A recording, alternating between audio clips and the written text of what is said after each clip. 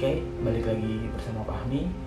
Kali ini gue akan mereview manga yang judulnya adalah I Had That Same Dream Again. Untuk manga kali ini bukan manga original, jadi ceritanya itu diadaptasi dari novel yang penulisnya adalah bernama Sumino Yoru. Dia itu cukup populer setelah karya lainnya yang berjudul I Want to Eat Your Pancreas. Itu benar-benar booming di Jepang maupun di overseas. Itu benar-benar manga yang benar-benar booming gitu. Maksudnya novel yang booming sampai ada adaptasi manga, adaptasi anime, dan juga ada adaptasi live action movie-nya juga. Baik, I Had That Same Dream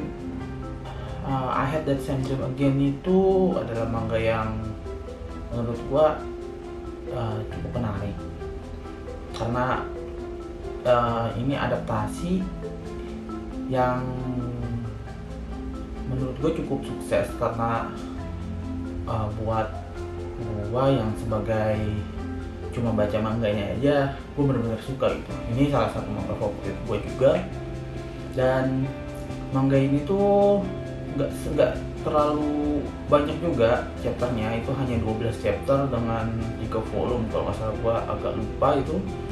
Dan walaupun ini manga sangat bisa dibilang pendek, tapi ini manga yang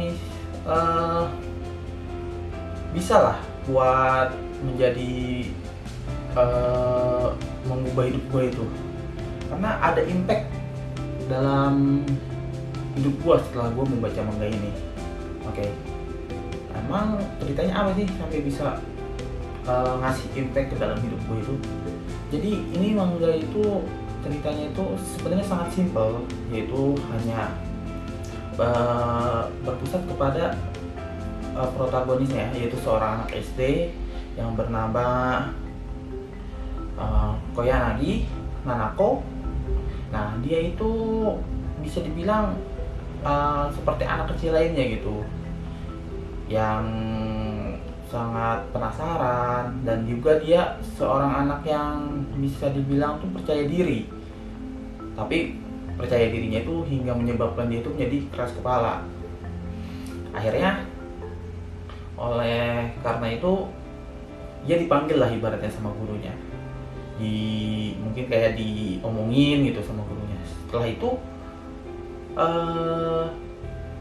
si Koyanagi ini diberi tugas satu kelas itu sama gurunya, yaitu yang akan menjadi core dari cerita di manga ini, yaitu tentang what is happiness, apa itu kebahagiaan gitu.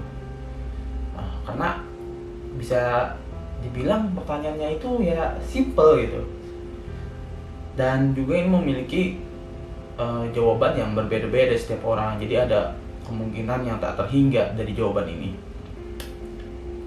Lalu karena pertanyaan tersebut membuat Koyanagi bingung, akhirnya ya namanya bermain, dan akhirnya ia bertemu dengan 3 orang. Nah, ceritanya itu tentang Koyanagi dan 3 orang asing yang ia temui, yaitu yang pertama ada seorang wanita yang hidupnya tidak bahagia dan dia melakukan ibaratnya self harm. Lalu yang kedua ada siswi SMA yang dikucilkan di sekolah dan di lingkungan sosialnya. Lalu yang ketiga adalah ada wanita parubaya yang sedang menjalani sisa hidupnya dengan damai, yang sedang berusaha ya dia. Nah, Koyanagi ini di sini bertanya kepada mereka semua, apa sih kebahagiaan bagi mereka semua itu? Nah, bagi jawabannya itu berbeda-beda antara ketiga orang tersebut. Bahkan jawabannya pun berbeda ketika ketiga orang tersebut menanyakan kepada Koyanagi, jawaban Koyanagi pun selalu berbeda-beda. Nah, ini karena gue nggak bisa cerita banyak ya, jadi ini benar-benar hard spoiler kalau misalnya akan diceritain lagi, dan nggak akan seru nanti kaliannya baca kalau misalnya gue ceritain. Lalu manga ini juga penuh dengan ibaratnya pelajaran lah dalam hidup gua, terutama buat kalian yang sedang down, buat kalian yang sedang mungkin butuh positive vibes. Ini manga sangat bagus untuk kalian baca, dan karena gua merasa vibes-nya itu sangat-sangat positif ketika kita membaca dan selesai membaca manga ini tuh. Dan selanjutnya itu gue lupa, bentar, ada satu kata yang selalu diucapkan sama Koyanagi, bentar gue lupa, gue ambil dulu manganya.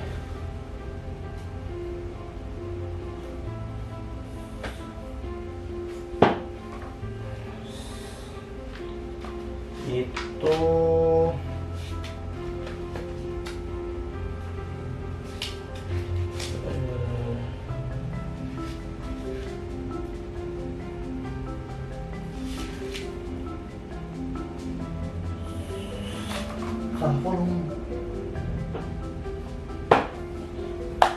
Oke, sorry ya.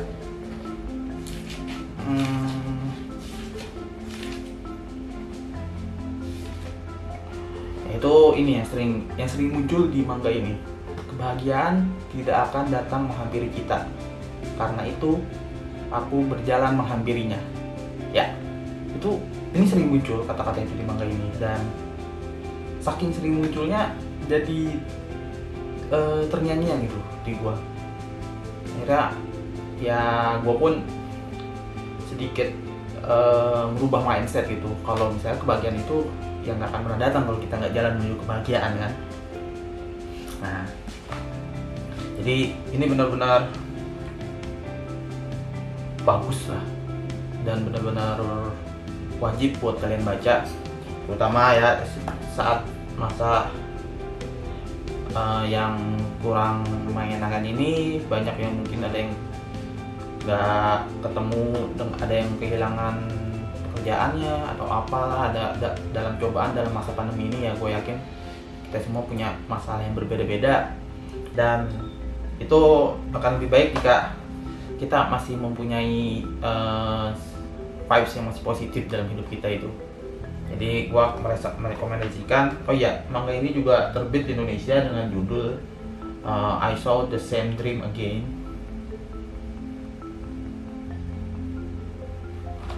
Oke, manga ini tuh diterbitkan oleh MNC. Jadi buat kalian yang ingin membaca bisa mencari ini di toko online. Dan gue juga berharap kalian bisa membacanya. Overall untuk skor buat manga ini gue kasih 9 dari 10. Ini juga salah satu manga yang sangat singkat tapi punya yang impact dalam hidup gue, dan dia berbekas gitu, berbekas lama, yang bikin gue terngiang-ngiang gitu, berpikir setelah membacanya tuh, gila ini bagus banget manga. Oke, sekian, terima kasih. Di like dan share video ini jika kalian suka, dan di subscribe channelnya ya, jangan lupa. Sekian, terima kasih.